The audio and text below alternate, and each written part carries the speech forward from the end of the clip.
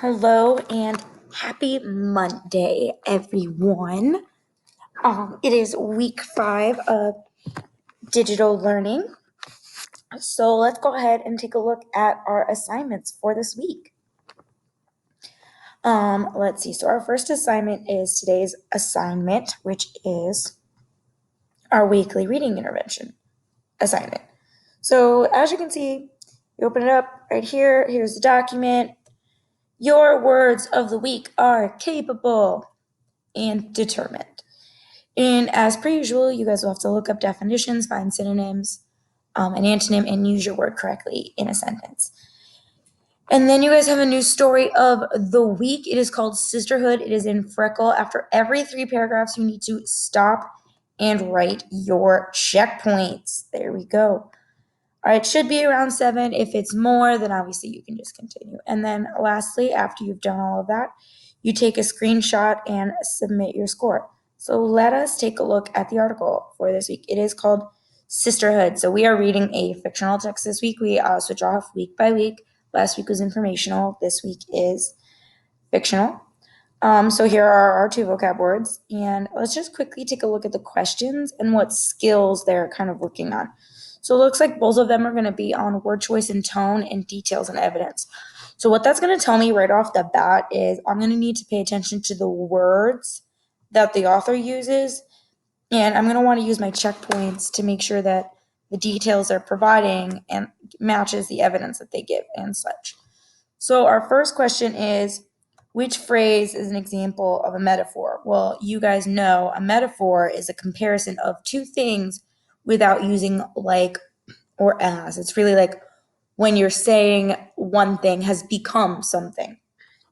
Like, Miss Welch is going to struggle to think of one on the spot. Her hair was a cascading waterfall.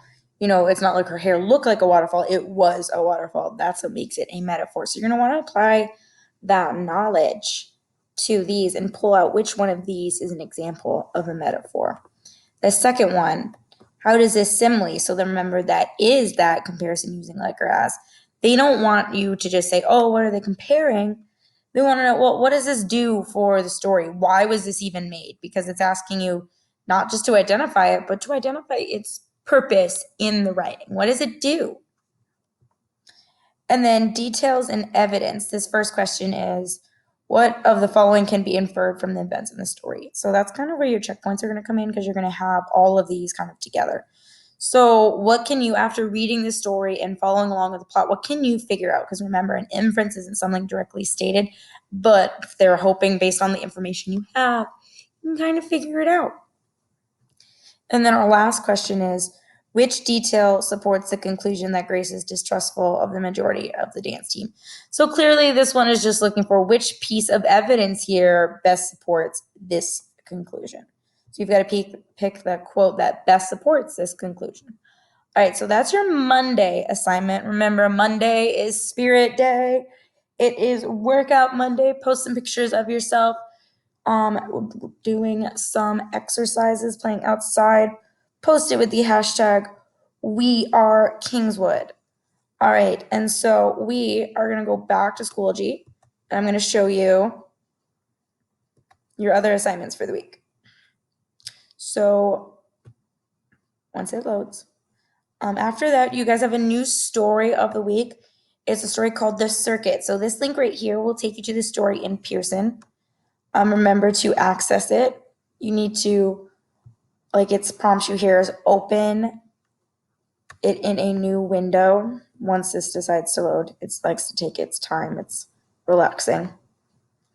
This will bring you to the version we tend to read in class, which is that version that will read it out loud to you and give you all that background information that you really need.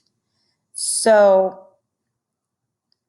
here it is. It's loading right now.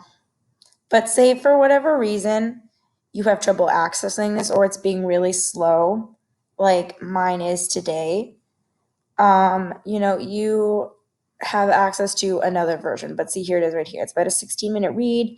I would suggest listening to it. The narrator does a really good job. Make sure you go through the background and the author information as well. So the selection is from The Circuit, The Stories of the Life of a Migrant Child, a collection of autobiographical short stories by Francisco Jimenez. In the story, the narrator, Panchito, tells of his difficult early years as part of a family of migrant farm workers. To him, life consisted of constantly moving and work, with school wedged around those harvesting jobs. The circuit in the title refers to the path that migrant workers take every year to find jobs. So it's kind of talking about the fact that there's two things you want to focus on there. Migrant, indicating that they're not staying in one place. They're not growing up and going home to the same place every single week. They're migrant, they're moving. So what they mean by migrant workers, they move to where the work is.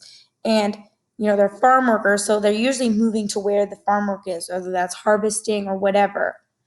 And if you see here, and talks about how school is wedged around the harvesting job. Panchito and his parents, they need the money more than they need the kids to go to school. And this comes kind of a problem for Panchito because he's trying to grow up and find his own interests, but he also has his life with his family that he can't really escape. And then here is our author, Francisco Jimenez, born in 1943. He was born in Mexico and came to the United States with his family when he was 4 years old. They settled in California and became migrant workers. So reading this background, this story, while fictional, probably features a lot of autobiographical elements because he is writing about his life. That tell authors to start by writing about what they know. So the story here is probably going to be very reflective of Jimenez's actual childhood. So it says right here, although he could not go to school before the harvest ended, he studied in the fields. His hard work paid off as he went on to become an outstanding teacher and award-winning writer. So clearly, he made his way out of the circuit, but the story, the circuit itself, is to talk about how the fact that this circuit that they're on, that root word circuit, they're in a circle. It goes round and round, and the circuit never really ends. Okay, so if you are having trouble accessing the Pearson version, I do have a regular, just Google Docs version in Schoology. If you click on this link right here, it will take you to a Google Docs version that is only that you can read. I would suggest reading it on Pearson just because that gives you all that background information. And then you have the first assignment, which is this comprehension check here. That's where you're just answering these questions in complete sentences. No need for text evidence about what these assignments are. So this first one, Ms. Welch is going to find it for us, is a comprehension check. So if you take a look, there's about 5 questions. Remember, this doesn't require text evidence. This is just really to assess your understanding. This is what is due Tuesday after you read the story. Wednesday, you guys are going to come to the analyze the text assignment, and that's where you're going to use that text evidence to support your answer. So you'd be working on these 3 questions. All right, and then that would be it for reading for the week. You guys know my expectations for these, where you restate and answer the question, and then you use that text evidence and you explain it. Remember, when you're answering questions with text evidence, you need to answer 2 questions. What does my evidence mean? So that literal meaning of the evidence, and why does it matter to your overall answer? So if you just want the instructions and you want to be done here, you can stop the video now. If you want a little help on these first couple of questions, so Ms. Welch can kind of break them down and explain them for you, go ahead and keep watching. So interpret. How does Panchito feel as his family drives away from the little shack? What does this detail suggest about him? So basically, this first part A, this is like just immediate like text answer. So you're going to get the text evidence that tells us how he feels. And then the why does this matter is this part. What does this detail suggest about him? So tell me what it means, how he feels when he's driving away. Why does this matter? What does this detail tell us about Panchito? What does it tell us about what kind of person it is? This question wants you to interpret who Panchito is. So this one is taking a look inside his brain and what he's thinking and why he's feeling. This question, what is the best thing to happen to Panchito on the last day of school? So that's that text evidence, and then what is the worst thing? So this is two of those short answers kind of mushed into one. And then this last one, you have to make an inference. How does Panchito most likely feel when he sees the packed boxes at the end of the story? And why? Going back to that text evidence. So you're going to find the text evidence to explain how he feels, and then you're going to use your own interpretation of Panchito to explain why he would feel that way. And that's kind of what I'm looking for in those answers there. And with that, we have finished all of this week for reading. Miss Welch misses you guys so much, and we're only a few weeks away from the end of the school year, and I can't believe it's almost over, guys. All right? Stay safe, stay sane, stay happy.